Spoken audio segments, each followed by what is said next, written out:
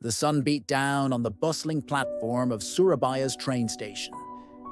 Excited chatter echoed over the rhythmic clatter of arriving and departing trains. Among the throng of travelers, two friends, Maya and Andi, stood shoulder to shoulder, bubbling with anticipation. "Do you think it'll actually work?" Maya asked, her eyes sparkling with mischief. Andi grinned back, his gaze fixed on the toy gadget in his hand. "Of course it will. Just like Uncle Sam said. Turn it on when you reach the place where the first rays of light touch down." "Do you remember the address?" As Maya was about to reply, a smaller figure emerged from behind them, blinking in the sudden brightness of the station lights. It was their younger friend, Bobi, clutching his teddy bear close, his face pale with nervousness. "Bobi, there you are," Andi said, noticing his friend's worried expression. "Are you scared? Don't be. It'll be fun. Just like what Uncle Sam told us, right, Maya?" Maya gave Andi a sharp look, then crouched down to Bobi's level, offering him a reassuring smile. "It's all right, Bobi. We're all in this together. You don't have to be afraid." Suddenly, the arrival of their train sliced through the chatter, and the friends jumped in surprise. Their train. A comfortable blue and white double-decker pulled into the station, its doors inviting. The friends wasted no time in climbing aboard and finding seats. As the train pulled away from the station, the friends huddled together, whispering excitedly about their adventure. Their destination, an old antique shop, tucked away in a quiet part of town. It was here where Uncle Sam, a quirky collector of peculiar items, had sent them on a special mission. According to him, inside the shop, hidden among dusty relics, lay a treasure that would transport them back in time. When the train finally reached their stop, the friends jumped off, eager to begin their adventure.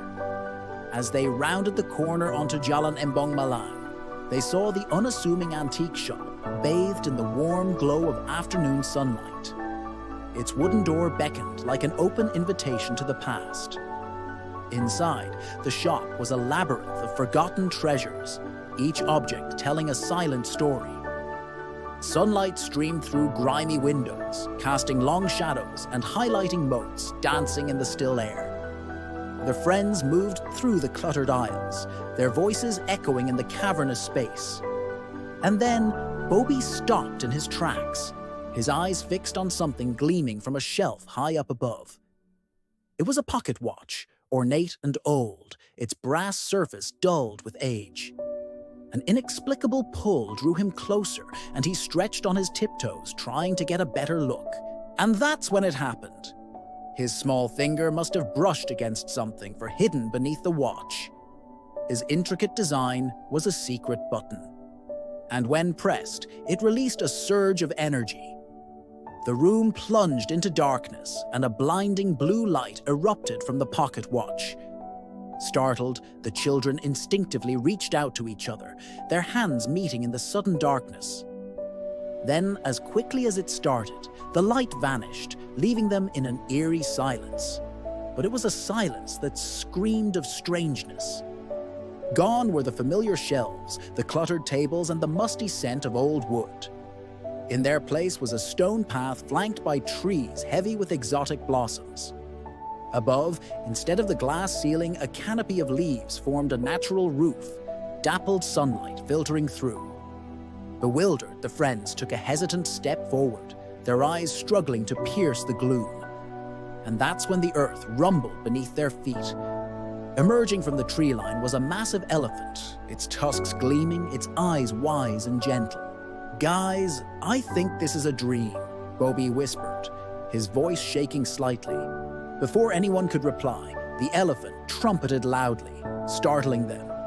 The sound reverberated through the trees, echoing their own fear and wonder. As if summoned by the elephant's call, a majestic tiger emerged from the shadows. It padded silently, its orange and black stripes blending with the dappled light, its piercing green eyes fixed on them. Fear tightened its grip on the children's hearts, their breaths catching in their throats, It felt like hours, though it may have been seconds, that they stood frozen, caught between the elephant's imposing presence and the tiger's enigmatic gaze. Then, as abruptly as it began, the vision vanished. The forest receded, replaced by the musty interior of the antique shop. Confused and shaken, the friends clung to each other, their laughter from before replaced by nervous whispers. Then they heard a low chuckle, rich and hearty, and turned to see the source. Sitting in a chair by the window was the antique shop owner, his eyes twinkling with amusement. His earlier frail form seemed to have vanished, replaced by a robust older man with a bushy white mustache. "Enjoying the grand welcome, young travelers?" he asked, his voice booming like distant thunder. The children, still shaken, could only nod in response, too stunned to speak.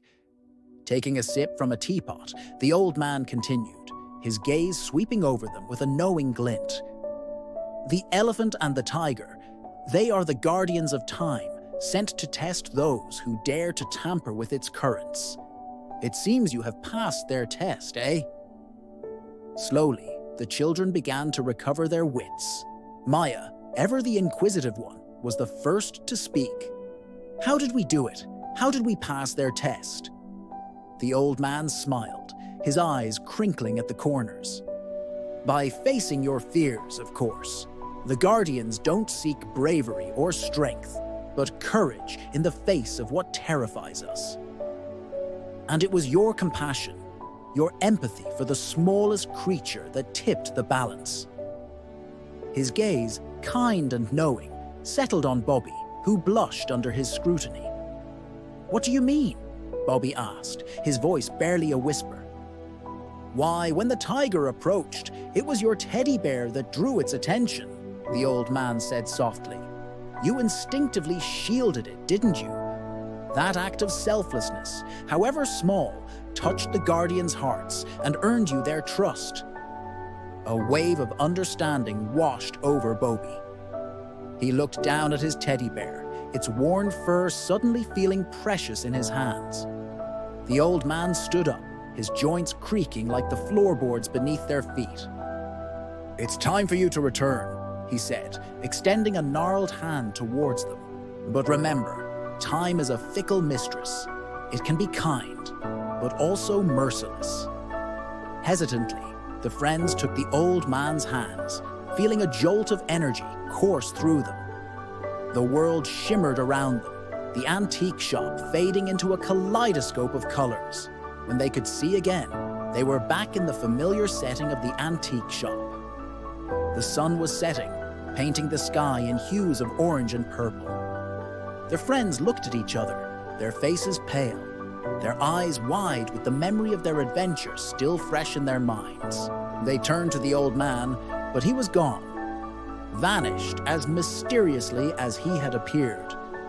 The only sign of his presence was the faint smell of pipe tobacco lingering in the air. Outside, the city had come alive with the sounds of evening. Cars hummed, street vendors called out, and distant laughter carried on the breeze. But inside the shop, the friends were still caught in the echo of their adventure. It was Maya who broke the silence first. I think we need some fresh air," she said, her voice shaky. One by one, they stepped out of the shop, blinking against the sudden brightness of the evening sun. The city seemed different somehow, more vibrant, more alive, and yet there was a strange familiarity about it, as if they had always known they belonged here. And then it hit them, the realization that they were no longer just friends, but adventurers who had stared into the heart of time itself. As they walked, their steps echoing on the pavement, the pocket watch in Andi's hand began to glow faintly. Its light pulsed softly, a gentle reminder of the magic that lay dormant within. The sky was a deep indigo, sprinkled with countless stars when they finally reached their destination. Looking back at the antique shop, its windows dark and uninviting, they couldn't help but shiver. The friends turned to go their separate ways, their footsteps echoing the rhythm of their beating hearts.